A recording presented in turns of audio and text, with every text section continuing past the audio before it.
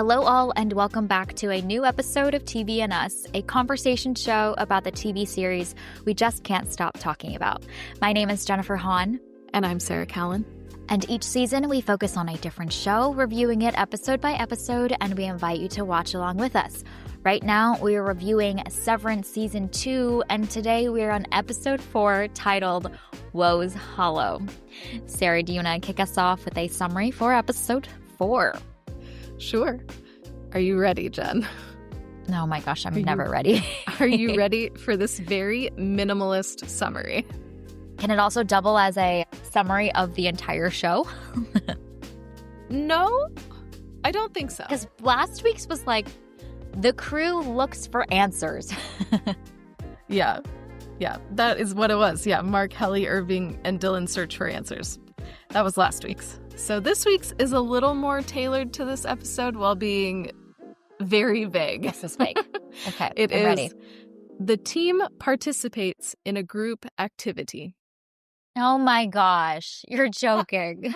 I am not joking. That is the IMDb summary for this episode.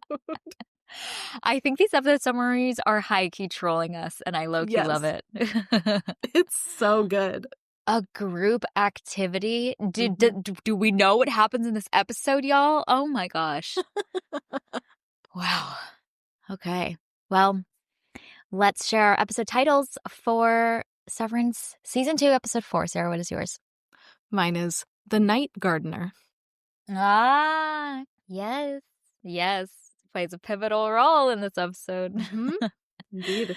My episode title is Marshmallows Are for Team Players. I loved that moment. Oh, it's so good. So good. Okay, well, let's start off by sharing our high-level thoughts about Episode 4. And a lot happens in this episode. It is the group activity of all group activities. So if you don't want this episode spoiled, then don't listen after our spoiler alert that we're going to give shortly. But beforehand, Sarah, high-level thoughts about Episode 4. What did you think about this one? Yeah, this episode is so interesting, and it's so different than what we've seen from Severance before. And I was captivated. I loved the way that this episode looks and feels and was shot. And it's very intentionally playing with some like horror movie tropes, which is super fun and I absolutely loved. And then obviously we learned some new things about what's going on at Lumen and a little bit more about the severed procedure and the severed workers. But as Severance does, it'll answer one little question and it'll give you like 1 trillion more. And that is definitely what we get in this episode. But there are also just fantastic performances all around. So this is, I think, maybe the strongest episode so far in this season. I was absolutely hooked. What about you? Yeah, so much happens in this episode. I feel like the pace and momentum of the show is so much like eons faster than I expected this show to have. It almost feels like the way that the finale of Season 1 was so big and juicy is making Season 2 just be a whole series of Season 1 finale episodes. You know what I mean? As far as how much ground it covers, how many big reveals and insights are dropped in our laps, and what those stakes mean. And so I mean, I love when the show is like building a lot of momentum and has the audacity to give us a lot and trust that we can hold it all in our brains and continue to engage. So I think I love this episode. I'm overall just surprised at how fast things are happening in this world, because I expected more of a slow burn, as I mentioned in our Episode 3 combo, which so many things happened in Episode 3 as well. So I'm just so curious now, how much more ground are we going to cover? Because we still have 6 whole episodes left, and it feels like every episode in this season, maybe with the exception of Episode 2, is just big and juicy, and there's just so much more runway for us. And so I'm so curious where this all is going to amount to, because both the world has expanded in this episode and the character moments and character boundaries have expanded. And for this episode to accomplish both of those things at once is quite fascinating. So I loved it. I'm eating this up. There's a lot to think about. I think there's so much symbolism that, like, I don't even think my brain had the capacity to fully ponder and understand deeply yet. But the show's giving us lots to think about and lots of theories to begin to form too, which is really fun. Yeah, I think an interesting thing that the creator of Severance, in the little like behind the scenes after the episode, he mentioned that he views season 1 as like childhood and then season 2 as like adolescence. And I think that framing just like really clicked in my brain, and I've been pondering that the past couple days since I watched this episode. And I think that makes sense for a lot of that like escalation that you're talking about, and how things are bigger and moving faster in this episode. Because when you think about like that period of adolescence in your life, things are moving more rapidly and things are changing more rapidly, and you are going through all these changes, and so are all of your peers, and your world is constantly shifting and expanding. And so I think that framing really is like helped me kind of understand the shift between season 1 and season 2. And I think that's going to be an interesting framing to continue thinking about this season going forward, and as these characters in this world will presumably continue to expand outward. Wow, that is really fascinating and very apt as far as the way that like our brains and our perspectives expand when we reach adolescence, and the stimulation from our environment, the feelings that we feel are far deeper. And we see all of our characters experiencing these like groundbreaking shifts in their understanding of the world. And that totally happens during those adolescent years. I cannot imagine what Severance, the show, will look like when we're going through whatever the future teenage years are, because that is going Right. to be chaos. Oh my gosh, it's going to break all of our brains to fathom what that could be. If this is adolescence, can you imagine what teenagehood, like the preteen and late teen years are going to be, when you're angsty and like everything about yourself is being totally rewritten like second to second? Wow, that's going to be wild. I think I'm going to need like 5 brains to understand and comprehend that. Basically, buckle up, because it's gonna get wild. Yeah. If we're already at this point in episode 4 of this season, episode 4 of 10, just get ready. Oh my gosh. Yeah. It's going to be wild. It's going to be wild. Okay, well, let's give a spoiler alert. So if you haven't seen episode 4 of Severance yet, we are going to dive in fully now. And I think with any episode of Severance, you basically really should, if you respect yourself, go in with a blank slate, because this is a journey that's meant to be experienced so fully and holistically. So this is your spoiler alert. Okay, let's dive in. I don't even know how to start this conversation because so many things happen. Usually we're like, so what's big that happened this episode that really stood out to you? So I guess we'll start with that question. You have a lot to choose from. What was some big reveals or moments that really got you thinking? Gosh, it's hard to know where to start with this. So, I don't know. I guess let's start at the end and work our way backwards.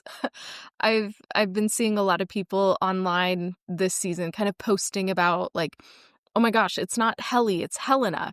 And the whole time just in my head I've been like, okay, how though? Like that's cool. I'm down with that. I think that makes sense for these characters.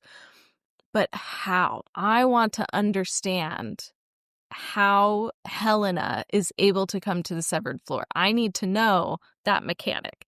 And this episode knew that I was asking that question, and I very much appreciate that, because we learn about this Glasgow block that exists and that allows Helena to be hanging out with the severed folks. And then when that's removed, then it becomes Helly again. And so I love that, number one, all of these fan theories now make sense. And we also, the show is intuitive enough to know that we need to understand. We don't need to know the mechanics of everything, but we need that to make sense within Lumen's world.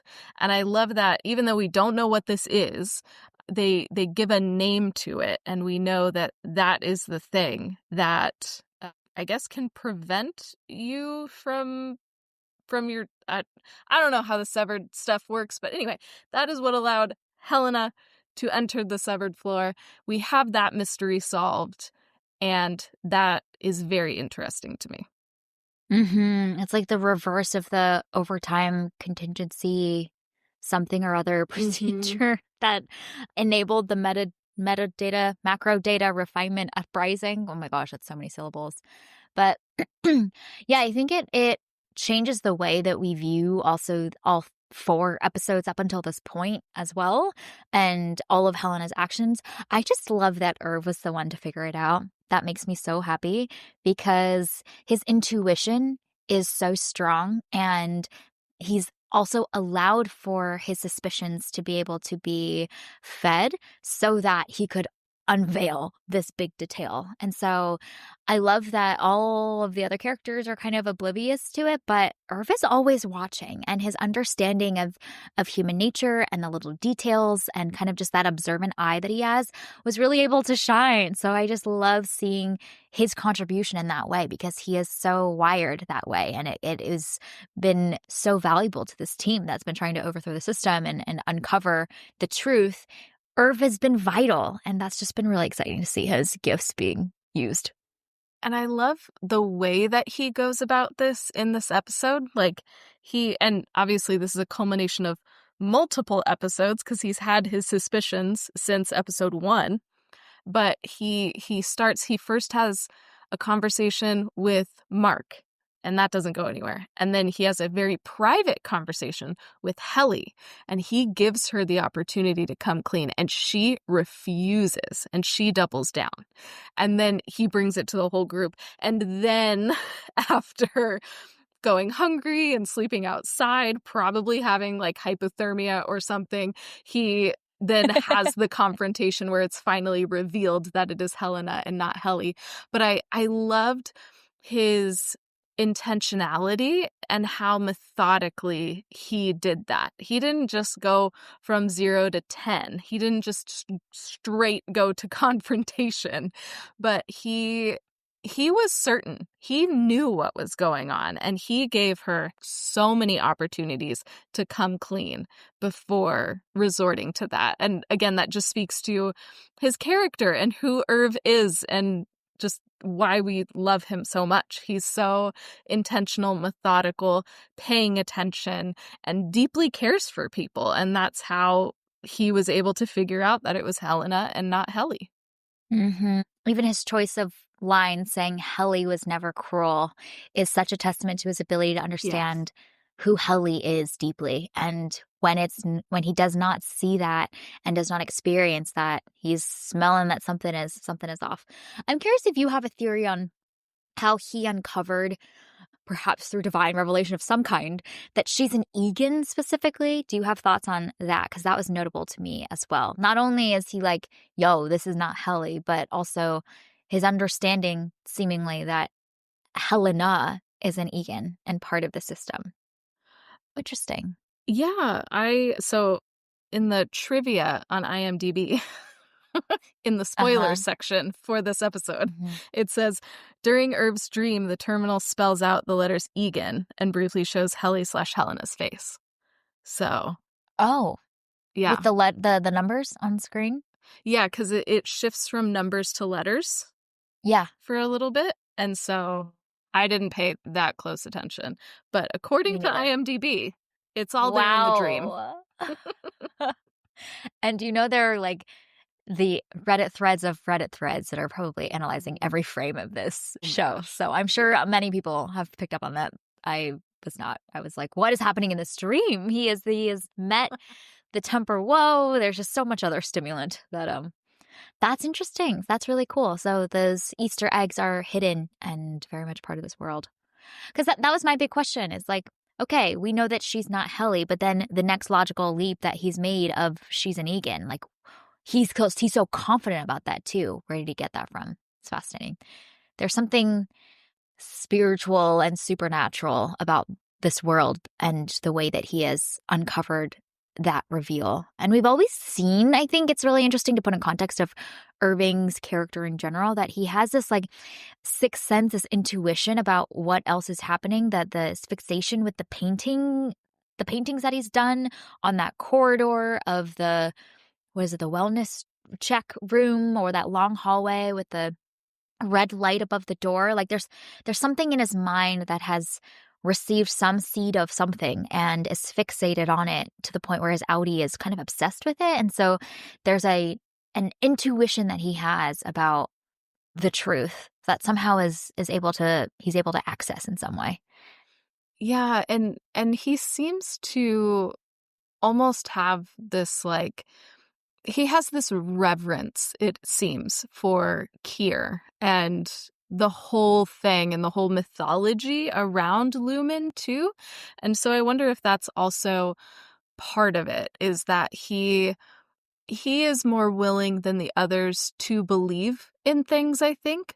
And so maybe that also just leads to him maybe being like more open to trust, okay, what he's seeing in this dream is actually important and is worth acting on. I don't know. There's something I think there around his belief that is central to him uncovering this and taking all of those little clues that he's gathered and putting them together in this really meaningful way. Yeah, that is fascinating. I read some fan theories that perhaps Irv is already going through reintegration on as Audi is. And so that's why also that he has almost this like deeper divine level of insight that we don't see any of the other characters have, is that he's kind of traversing on that journey a few steps ahead and so has deeper insight too. I'd like to think it's because he's incredibly intuitive and observant and that's his superpower, but I could see also maybe there's like a truly a physical like reintegration of his mind that is happening that is helping him significantly too. I just want Irv to be okay.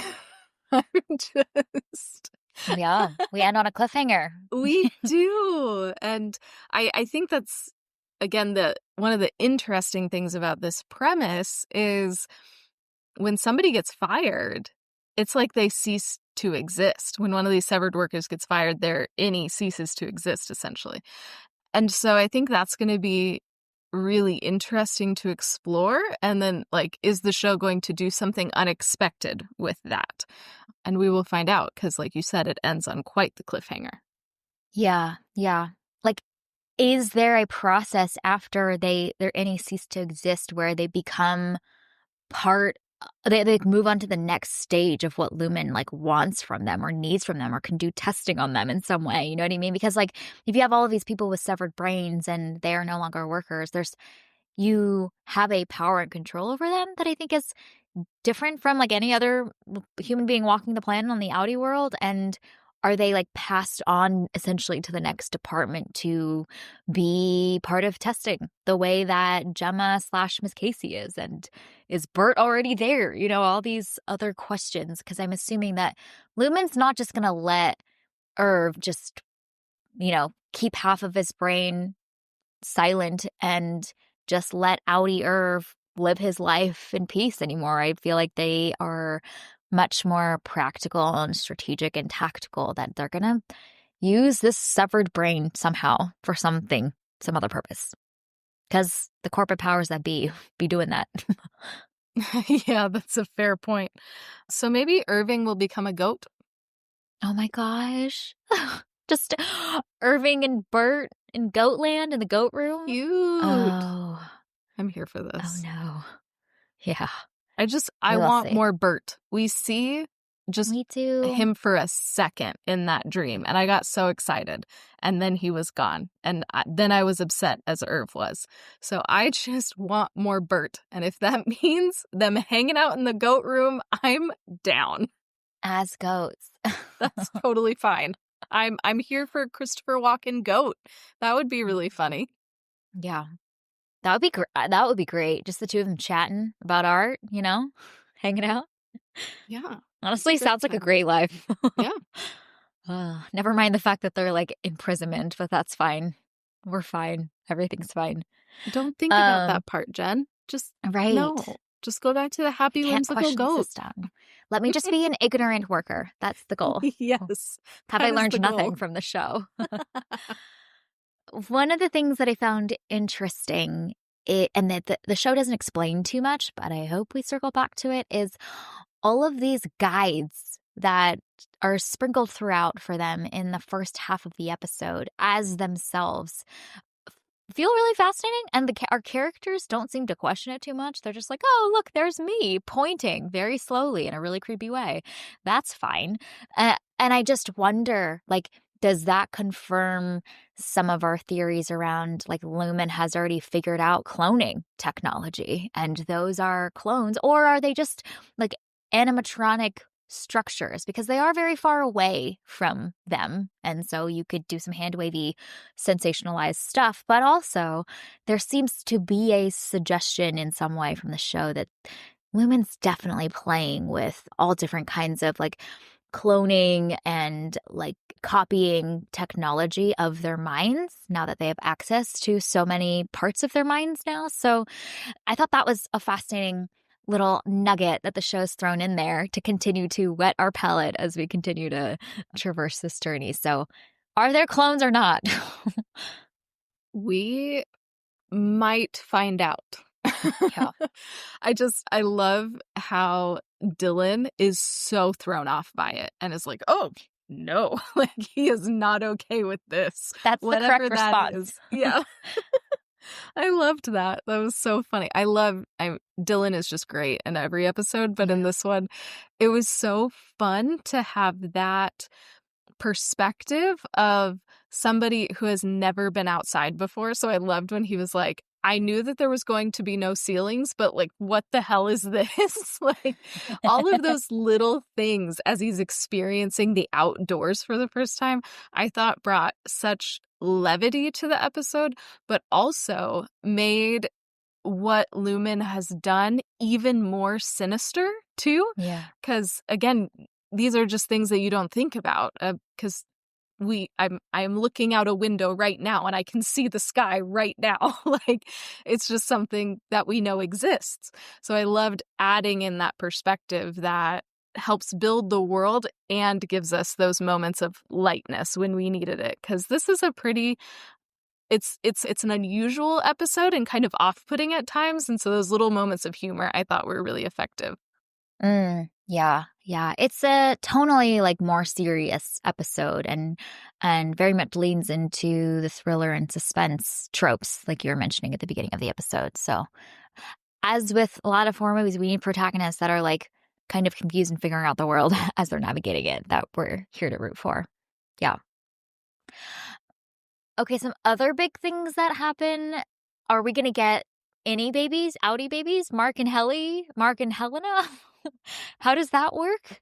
It was a whole fascinating thought train that my brain went down as their romance is heating up. I was like, what are the implications of this? Is the show gonna go that direction, or we're just not going to even think about that? Because I wrote down any babies question mark, then I was like, actually, the any baby is also the outie baby because their physical bodies are the same. And also, now knowing the reveal that happens at the end of the episode, what is Helena's motivation? There's clearly something here where it's beneficial for her to keep Mark working on I forget what the name of the project is. That is very important, that he is specifically fit for. And how does she use the romance and the excitement of that to keep Mark here and to stay so that he continues to work? And if she can be a part of that with the tactics that she needs to, like, she employs it, you know? But just thinking about what her motivations were and then what the implications of this might be and whether the show will choose to go there or not was a whole fascinating thought train that my brain wandered down. Mm-hmm. Yeah, I'm interested to see what they do with Mark because, like, obviously he has feelings for Helly. And what is that going to do to him that he didn't know that that wasn't Helly? Yeah. And Irv was able to spot that, but he wasn't able to. Like, I'm just curious to see if the show does anything with that, because Mark got fooled. He got totally tricked by Helena and had this really intimate moment together, and it wasn't with who he thought it was. So what is Mark going to do with that, especially because he's also searching for his wife Yeah. and now is reintegrated? Like, there's just a lot going on with Mark. So how is this encounter with Helena that isn't what he thought it was going to affect him, given everything else that's going on in his life? Mhm. And how does reintegration spur that along or kind of invade and take him off course too? I'm sure that all of those two storylines are now going to collide with each other, because that was one of my other big questions with this episode is we end episode 3 with the reintegration surgery happening in before our eyes. So we know that it's happening. It's not like they were planning for it and we don't know when it happened and maybe it didn't happen. Like, we know that it has fully begun.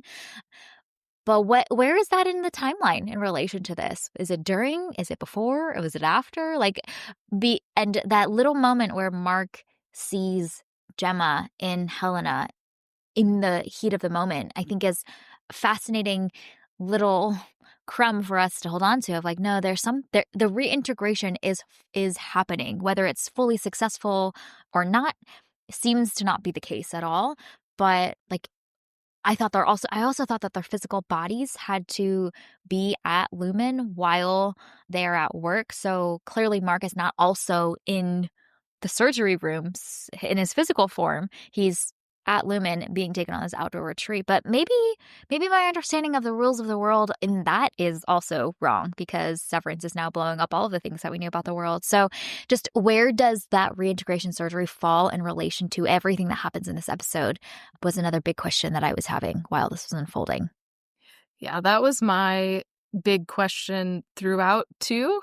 And we've already seen that this season, they're really playing with the timeline, because we're going the timeline is not linear in this episode. So we don't really know where we are in time. Yeah. And I think that's going to be really interesting to see, because that was one of the reasons why I was kind of confused throughout this episode about Mark's actions, because they didn't really make sense to me, given the Mark that we had seen in the previous episode, who is just weeping and desiring more than anything to see his wife again. And even, when any Mark is on the search at the severed floor, he's searching for Gemma. And so, like, that whole episode is focused on him finding her, no matter if he's on the severed floor or not. And so then in this episode, for him to just be with Helly and, like,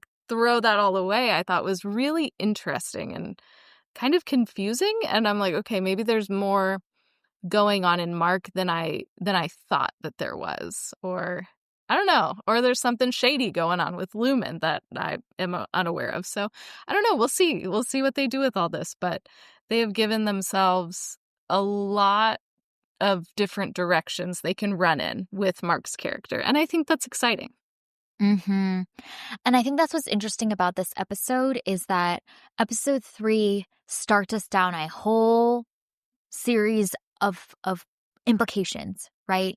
And then you think that in episode 4 we would tease those out and see what happens with them, but it almost doesn't. Almost like it's like episode 4 starts a parallel whole thread line with a whole other series of implications. And now the show has this interesting task to figure out how that first set of implications and now everything that's happened in episode 4 set of implications are going to collide, interweave, affect each other in really interesting ways. But we don't know how that's all going to unfold yet. So the structure of the storytelling is quite interesting because it's very nonlinear, and all of these thread lines, I'm assuming, are going to have to collide with each other and intersect in a fascinating way. So yeah, we've kind of almost started down two parallel paths that all have big, huge, weighty implications. Now, how are they going to be woven together is kind of the big question that I have. And we will find out. Yeah. Or we won't. But either way, we're going to watch the next 6 episodes. Like, what about the go room? What does it mean? We still don't know the answers. Yes.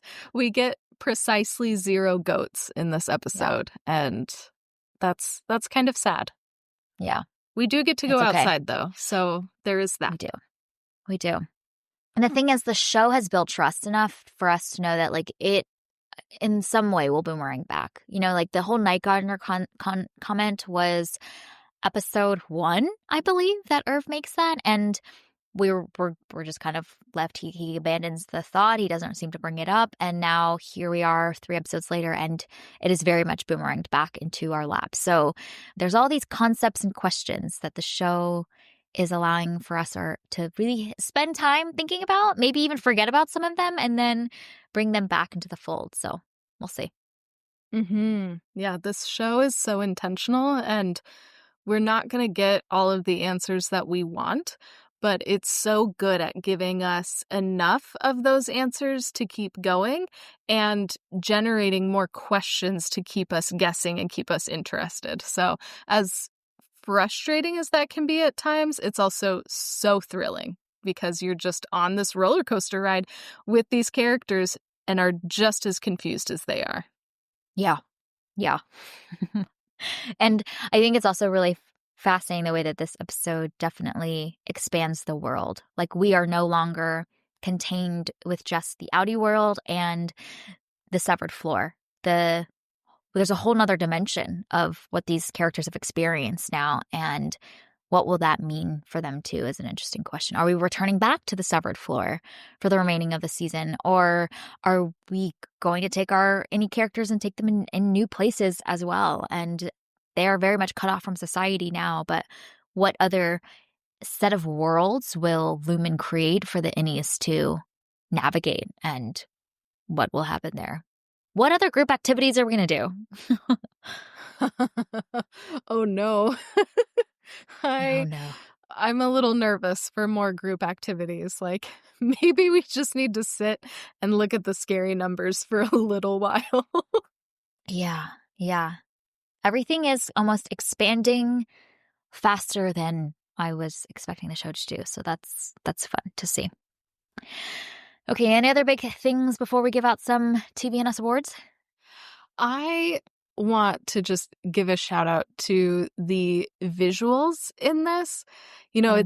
it's icy and white and snow-covered, this forest, and yet it's so visually rich and visually interesting, and it's so fun to watch these characters exploring this outside world, and it looks both gorgeous and ominous at the same time. And so I'm so impressed at the visuals in this. I was in awe from the start of this episode. And so just the way the cinematography and the score too really complement all of those visuals that we're seeing to make it feel both beautiful and terrifying at the same time. And I loved it.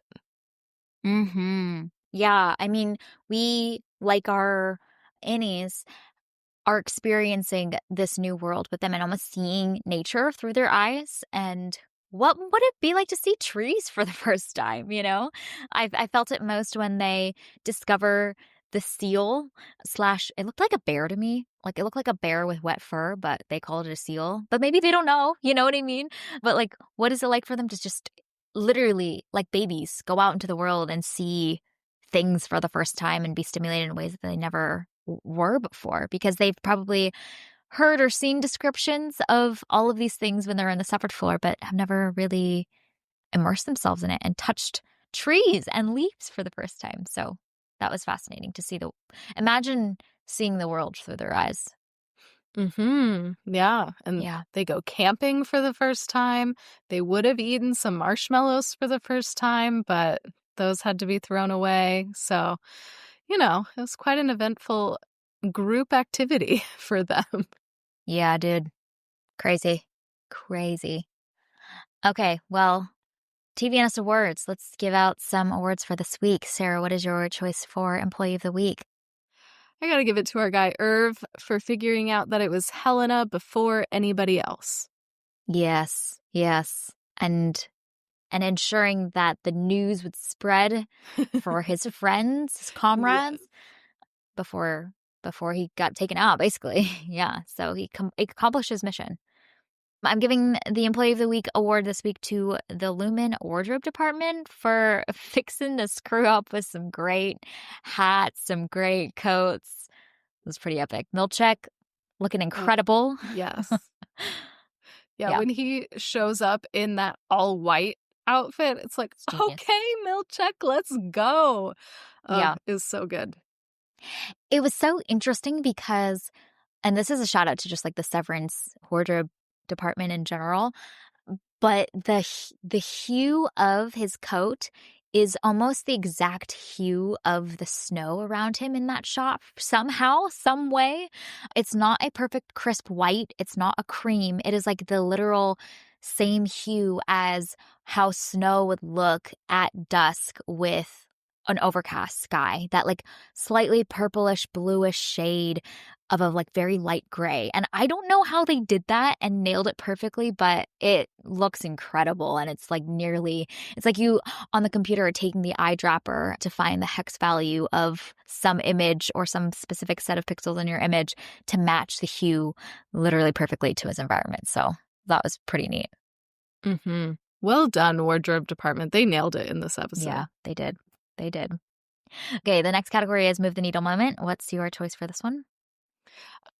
When Helly refuses to come clean to Irving in their little private meeting about the night gardener. Yeah. She dug her heels in. I mean, she brought this on herself. Yeah. Yeah. Well, my choice for Move the Needle Moment is Irv yelling she's an Egan at the end. Say the needle is very much moved. Nothing will be the same again. Moved. Like we have made progress. Yeah. Okay, the third category is Achievement in Corporatees. What is your choice for this one? When Milchek says, Lumen will always protect and provide. Ugh, it's so gross. It is so gross. But so good. So accurate. Right. Yeah, that's good. Because I think it's in response to Irv talking about them being hungry, right? Mm-hmm. And he's saying, like, don't worry, we got you. We'll take good care of you. You're in safe hands. As we exploit you, it's fine. It's fine. Lumen will always protect and provide. Don't be nervous. My choice for Achievement in Corporatees is the acronym ORTBO, which stands for Outdoor Retreat Team Building Occurrence. I just loved it.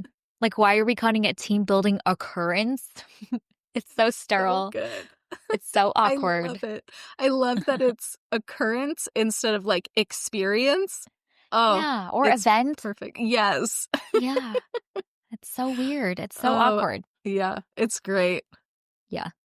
I love Dylan attempting to like remember what the acronym was at the end too. He's like, yeah, but like we're here on our ORTBO. Like, yeah.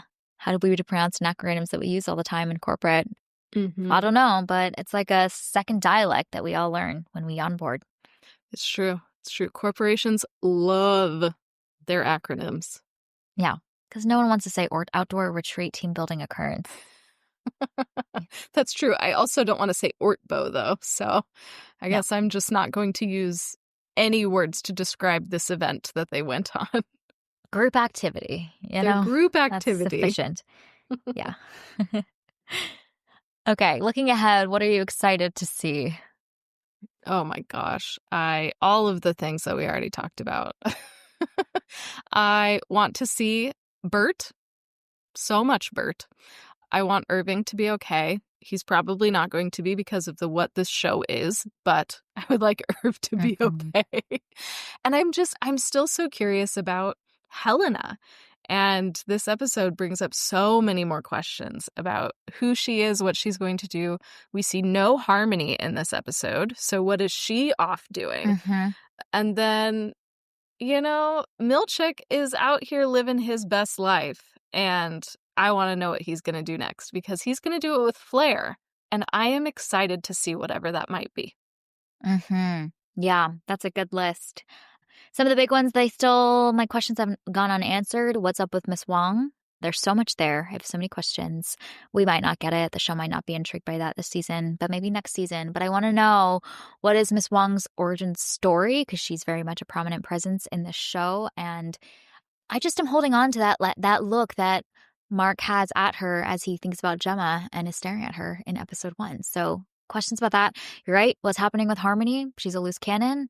She's going to invade into this whole tapestry of parallel plot lines that are all going to collide with each other in some way at some point. So how is that going to unfold?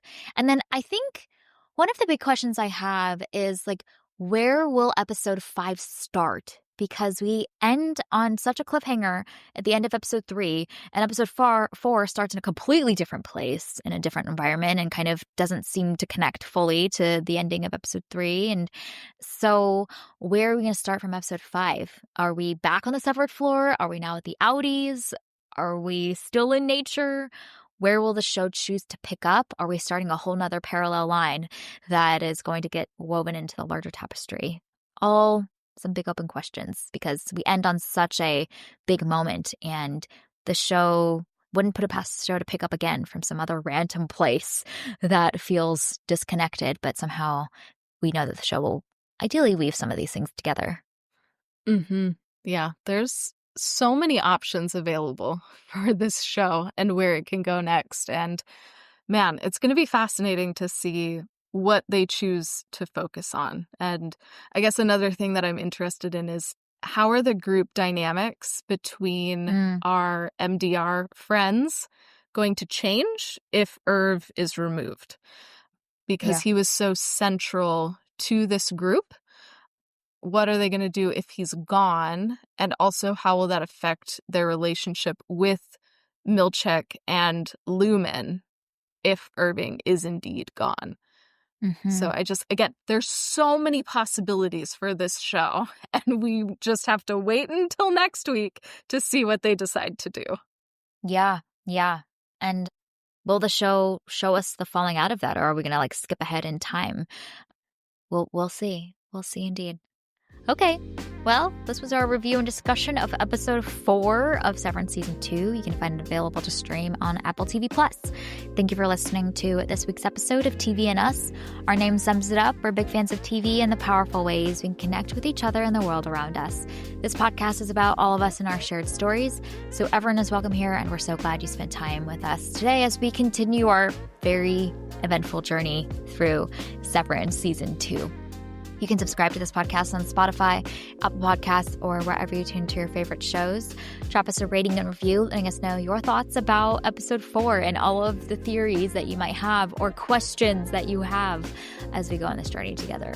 You can connect with us on Instagram, Threads, and Blue Sky at TVNSPod, or email us at tvnspod@gmail.com. We, over on Movies and Us, have been covering a lot of the Oscar-nominated films, and as we gear up over the next couple of weeks for the Oscars, go join us on our journey as we prep for the Oscars together and experience so many of these critically beloved films. We'll be back here on TV and Us next week to discuss episode 5, which will land us squarely at the halfway point of the season, which will be thrilling and exciting. So we hope you have an amazing week, and we'll talk again with y'all very soon.